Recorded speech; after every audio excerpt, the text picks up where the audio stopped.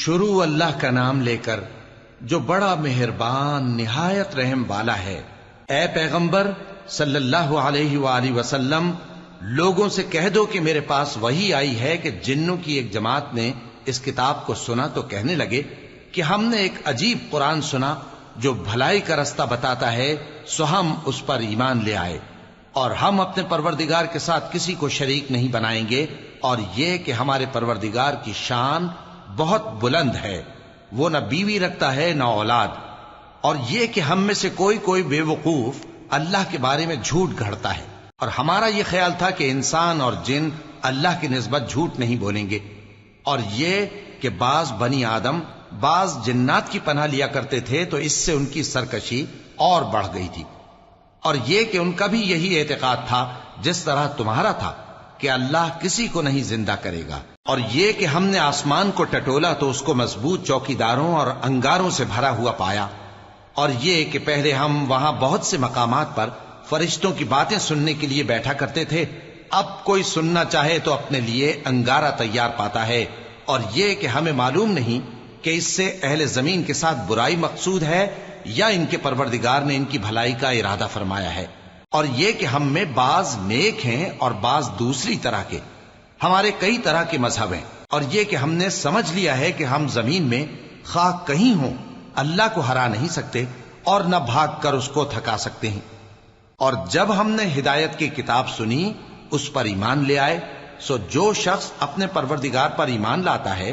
تو اس کو نہ نقصان کا خوف ہے نہ کسی طرح کے ظلم کا، اور یہ کہ ہم میں بعض فرما بردار ہیں اور بعض نافرمان ہیں، تو جو فرما بردار ہوئے وہ سیدھے رستے پر چلے، اور جو نافرمان ہوئے وہ دوزخ کا ایندھن بنے۔ اور اے پیغمبر صلی اللہ علیہ وآلہ وسلم،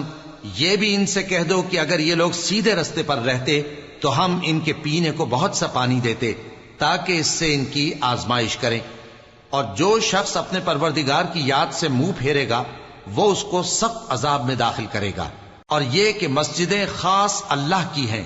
تو اللہ کے ساتھ کسی اور کی عبادت نہ کرو، اور جب اللہ کے بندے یعنی یہ پیغمبر صلی اللہ علیہ وآلہ وسلم اس کی عبادت کو کھڑے ہوئے تو کافر ان کے گرد ہجوم کر لینے کو تھے۔ اے نبی صلی اللہ علیہ وآلہ وسلم، کہہ دو کہ میں تو اپنے پروردگار ہی کی عبادت کرتا ہوں اور کسی کو اس کا شریک نہیں بناتا، یہ بھی کہہ دو کہ میں تمہارے لیے نہ کسی نقصان کا اور نہ نفع کا کچھ اختیار رکھتا ہوں،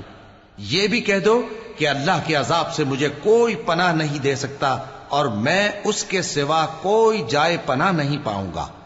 ہاں اللہ کی طرف سے احکام کا اور اس کے پیغاموں کا پہنچا دینا ہی میرے ذمہ ہے، اور جو شخص اللہ اور اس کے پیغمبر کی نافرمانی کرے گا تو ایسوں کے لیے جہنم کی آگ ہے، وہ ہمیشہ ہمیشہ اس میں رہیں گے، یہاں تک کہ جب یہ لوگ وہ دن دیکھ لیں گے جس کا ان سے وعدہ کیا جاتا ہے، تب ان کو معلوم ہو جائے گا کہ مددگار کس کے کمزور ہیں اور شمار کن کا تھوڑا ہے۔ کہہ دو کہ جس دن کا تم سے وعدہ کیا جاتا ہے میں نہیں جانتا کہ وہ عنقریب آنے والا ہے یا میرے پروردگار نے اس کی مدت دراز کر دی ہے، وہی غیب کا جاننے والا ہے، سو کسی پر اپنے غیب کو ظاہر نہیں کرتا، ہاں جس پیغمبر کو پسند فرمائے اور اس کو غیب کی باتیں بتا دے تو اس کے آگے اور پیچھے نگہبان مقرر کر دیتا ہے تاکہ معلوم فرمائے کہ انہوں نے اپنے پروردگار کے پیغام پہنچا دیے ہیں، اور یوں تو اس نے ان کی سب چیزوں کا ہر طرف سے احاطہ کر رکھا ہے اور ایک ایک چیز گن رکھی ہے۔